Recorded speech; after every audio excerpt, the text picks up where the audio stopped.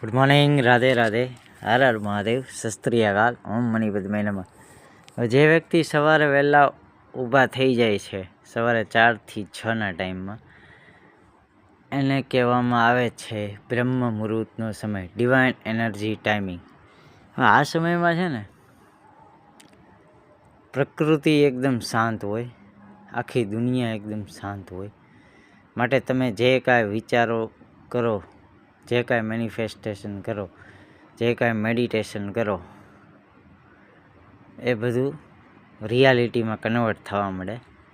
એક સમય એવો આવે કે તમે જે પણ બોલો એ સત્ય સાબિત થવા લાગે. કારણ કે 4 વાગ્યાથી કે 3 વાગ્યા સમથિંગ આસપાસનો ટાઈમ છે કે તમારા જીભ ઉપર સરસ્વતી માતા બિરાજમાન હોય છે. તો માટે એ લોકોને ખબર જ નથી હોતી કે આવું પણ હોઈ શકે. માટે આવી અવનવી જાણકારી માટે ફોલો કરો લલિત પડાયા ઓથેન્ટિક 777. હર હર મહાદેવ.